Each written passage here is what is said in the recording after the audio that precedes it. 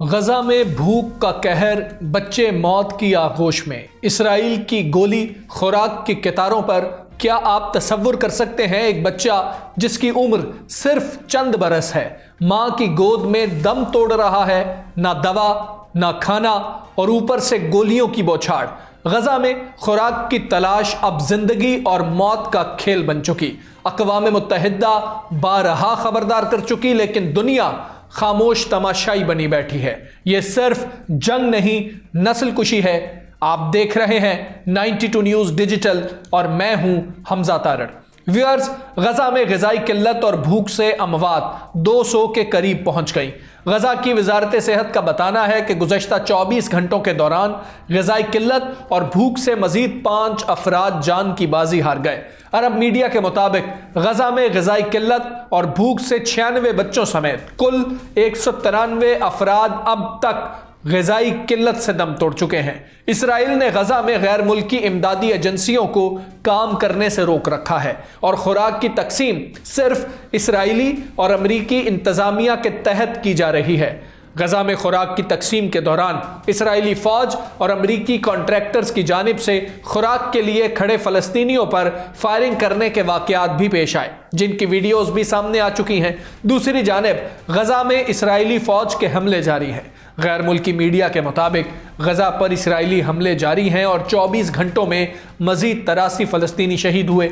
शहीद होने वालों में 58 इमदाद के मुंतज़र फ़लस्तीनी भी शामिल हैं। बच्चों के लिए अक़वाम मुत्तहिदा के इदारे यूनिसेफ का कहना है कि गजा में इसराइली बमबारी और जबरी कहत से यौमिया 28 बच्चे कत्ल हो रहे हैं। फ़लस्तीनी सिविल डिफेंस ने अक़वाम मुत्तहिदा और इमदादी इदारों से फौरी इमदाद और मुदाखलत की अपील की है।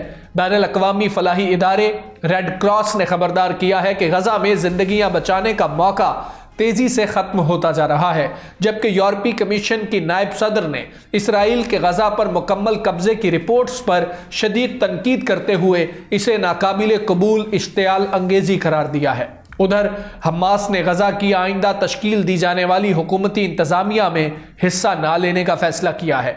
हमास रहनुमा का कहना है कि फ़लस्तीनी मुज़ाहमती तंजीम को गजा पट्टी की गुज़रगाहें और इमदादी कार्रवाइयों का कंट्रोल संभालने में कोई दिलचस्पी नहीं।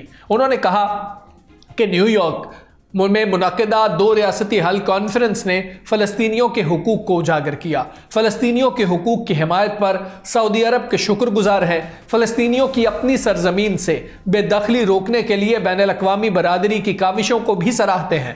हमास रहनुमा का यह भी कहना था कि फ़लस्तीनी अवाम और हमास पर बहुत ज़्यादा दबाव है, जंग बंदी के लिए मुस्बत रवैया इख्तियार किया हुआ है। नेतन्याहू की गजा पट्टी पर कब्जे की धमकी इसराइल की बदनीयती की अक्कासी करती है। इसराइली वज़ीर आज़म की धमकी ये यरगमालियों की जाने खतरे में डाल सकती है। और हमास रहनुमा ने कहा कि इसराइली यरगमालियों के अहले खाना के जज्बात से बाखूबी हम आगाह हैं। इसराइली यरगमालियों के अहले खाना को भी ये याद रखना चाहिए कि हर फ़लस्तीनी ख़ानदान का फ़र्द इसराइली जेलों में कैद है। उन्होंने कहा कि हमास यरगमालियों की रिहाई के लिए हर वक्त तैयार था, ताहम नेतन्याहू हर दफ़ा जंगबंदी की कोशिश को नाकाम बनाता है। अमेरिका के सदर डोनाल्ड ट्रंप ने गजा पर कब्जे का मामला इसराइल पर छोड़ दिया है। अमेरिकी सदर ट्रंप ने सहाफ़ी की जानिब से पूरे गजा पर इसराइली कब्जे के मंसूबे से मुतालिक सवाल पर कहा कि उनकी हुकूमत की तवज्जो फ़लस्तीनियों के महसूर इलाकों में ज़्यादा ग़िज़ा पहुँचाने पर है और बाकी मामले पर वो कुछ भी नहीं कह सकते। ये ज़्यादातर इसराइल पर मुनहसर होगा। सदर ट्रंप ने कहा कि गजा में लोगों को खाना खिलाने की कोशिश कर रहे हैं। इसराइल खुराक की तकसीम में मदद करेगा, जबकि अरब ममालिक रकम से मदद करेंगे। इसराइली वज़ीर आज़म ने मंगल को सीनियर सिक्योरिटी हुकाम से मुलाकात की। नेतन्याहू ने गजा पर मुकम्मल फ़ौजी कब्जे की हिमायत की है, जबकि ट्रंप इंतज़ामिया का गजा में इमदाद का इंतज़ाम अमरीका के ज़ेर इंतज़ाम लेने का मनसूबा है। इससे कबल पीर को इसराइली मीडिया ने रिपोर्ट किया था कि वज़ीर आज़म नेतन्याहू गजा में फ़ौजी कार्रवाइयों को वुसअत देने पर गौर कर रहे हैं। इसराइली मीडिया ने बताया कि ज़ेर गौर मनसूबों में उन इलाकों में भी फ़ौजी कार्रवाइयाँ शामिल हैं जहाँ ये शुबा है कि यरगमाली रखे गए हैं। मिस्र के सदर अब्दुल फताह अल-सीसी का कहना है कि इसराइल की गजा में जंग का मकसद फ़लस्तीनियों को भूखा मारकर उनकी जिद्दोजहद को कुचलना है। मिस्र के सदर अब्दुल फताह अल-सीसी ने कहा कि गजा में इसराइली जंग का मकसद सियासी मकासद का हुसूल या यरगमालियों की रिहाई नहीं, बल्कि इसराइल की गजा में जंग, अवाम को भूखा रखना, उनकी नस्ल कुशी और फ़लस्तीनियों की जिद्दोजहद को ख़त्म करना बन चुकी है। उन्होंने कहा कि मिस्र ना तो फ़लस्तीनियों की जलावतनी में हिस्सा लेगा और ना ही ऐसे किसी फैसले की हिमायत करेगा। उनका कहना था इसराइल के ज़ेर कब्ज़ा रफ़ा गुज़रगाह से इमदादी सामान की गजा में तरसील बड़ी रुकावट है। मिस्री रफ़ा गुज़रगाह पर अब भी इमदादी सामान से लदे 5000 ट्रक खड़े हैं। 1000 से ज़ायद साइंसदानों ने गजा पर इसराइली जंग के खिलाफ पिटीशन दायर की है। साइंसदानों ने गजा पर इसराइल की जंग के खिलाफ CERN में दरखास्त भी दी है। साइंसदानों ने दरखास्त की है कि वो गजा पर इसराइल की जंग पर कार्रवाई करे और उस पर जोर दे कि वो अपने उसूलों पर अमल करे, बशमूल इस अमर से कि फ़ौजी ज़रूरियात के लिए काम से उन्हें कोई सरोकार नहीं। पिटीशन में लिखा गया है कि साइंसदानों के तौर पर हम पुख्ता यकीन रखते हैं कि बैनुल अक़वामी ताउन, इल्म का इश्तराक और ख़यालात की आज़ादाना नक्लो हरकत इंसानी तरक्की और अमन के अजीम मुहर्रिक हैं। मशरिक़ वस्ता के साइंसदान दहाइयों से जारी इलाकाई कशीदगी और तनाज़ात के बावजूद इन उसूलों को बरकरार रखने में साबित कदम रहे हैं। दरख्वास्त में कहा गया है कि साइंसदानों की हैसियत से हम ये बर्दाश्त नहीं कर सकते कि इसराइली हुकूमत की तरफ से फ़लस्तीनियों पर मुसल्लत करता जंग की मौजूदा हालत नाकाबिल कबूल जानों के नुकसानात और इंसानी वक़ार के लिए ख़तरा है।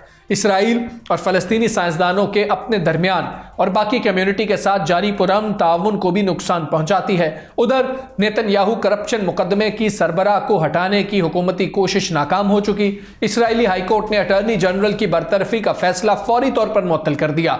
इसराइली अदालती फैसले के बाद हुकूमत नए अटॉर्नी जनरल की तकर्रुरी नहीं कर सकेगी। इसराइली अदालत ने मजीद हुक्म तक अटॉर्नी जनरल को काम जारी रखने की इजाज़त दी है। इसराइली अटॉर्नी जनरल का कहना है कि करप्शन की रोकथाम करने वाले इदारों को कमजोर किया जा रहा है, यानी कि नेतन्याहू को अब अंदर से भी मुश्किलात का बहुत ज्यादा सामना है और अपनी कोर्ट से तो बहुत ज्यादा मसाइल हैं। अटॉर्नी जनरल नेतन्याहू के खिलाफ रिश्वत, धोखाधही और दीगर मुकदमात चला रही है और नेतन्याहू को रिश्वत केस में 10 साल कैद और दीगर में 3-3 साल की सजा भी हो सकती है। नेतन्याहू कई अदालती पेशियां कौमी सलामती और सेहत के बहाने मौखर भी कर चुका है। उधर ईरान में इसराइली जासूस को फांसी पर लटका दिया गया है। जोहरी साइंसदान की मालूमात इसराइल को फराहम करने के जुर्म में इसराइली जासूस को फांसी पर लटकाया गया है। रिपोर्ट्स ये बता रही हैं कि ईरानी हुकाम ने सजाए मौत पाने वाले रूज़बावादी को अदालती कार्रवाई और सुप्रीम कोर्ट से सज़ा की तौसीक के बाद फांसी दी है। फांसी की सज़ा पाने वाले जासूस पर इल्ज़ाम था कि उसने इसराइल के साथ 12 रोज़ा जंग के दौरान मारे गए जोहरी साइंसदान के बारे में मालूमात फराहम की थी। ईरान हालिया बरसों में कई ऐसे अफराद को गिरफ्तार करके सज़ा दे चुका है जिन पर इसराइल या मगरबी ममालिक के लिए जासूसी करने का इल्ज़ाम आयद किया गया था। ईरान का मौक़िफ़ है कि वह अपनी कौमी सलामती के खिलाफ किसी भी साजिश को बर्दाश्त नहीं करेगा। दूसरी जानिब तुर्की इंटेलिजेंस अकेडमी ने अपनी रिपोर्ट में खदशा जाहिर किया है कि ईरान इसराइल कशीदगी इलाकाई जंग में बदल सकती है। तुर्की इंटेलिजेंस अकेडमी ने 12 रोज़ा जंग और तुर्की के लिए असबाक नामी रिपोर्ट जारी की है, जिसमें कहा गया है कि ईरान के एटमी प्रोग्राम पर सिफारती राब्ते फौरी और नागुज़ीर हो चुके हैं। रिपोर्ट में साइबर, इलेक्ट्रॉनिक और नफ्सियाती जंग को मुस्तकबिल के लिए मरकजी हथियार करार दिया गया है और रिपोर्ट यह भी बता रही है कि ईरान के हाइपरसोनिक और बैलिस्टिक मिसाइल इसराइली दिफाई निज़ाम के लिए चैलेंज रहे हैं। ईरानी मिसाइल से तलाबीब, हैफा, बिन गोरियान एयरपोर्ट और दीगर तनसीबात को नुकसान पहुंचा है। इसराइल ने ईरान के आला फौजी, इंटेलिजेंस अफसरान और एटमी साइंसदानों को निशाना बनाया है और जदीद इंटेलिजेंस निज़ाम जंग का रुख मोड़ने की सलाहियत रखता है। व्यूअर्स, ये सिर्फ जंग नहीं, इंसानियत का कत्ल है और दुनिया खामोश तमाशाई है। गजा में भूख से मरते बच्चों की चीखें, क्या अब भी इंसानियत जिंदा है? जब गोलियां रोटी की कितारों पर बरसने लगें तो ये जंग नहीं रहती, ये नस्ल कुशी बन जाती है। अगर आज हम खामोश रहे तो कल तारीख हमारे ज़मीर पर सवाल उठाएगी। आज के वीलॉग से इतना ही, मुझे इजाज़त दें। अल्लाह निगहबान।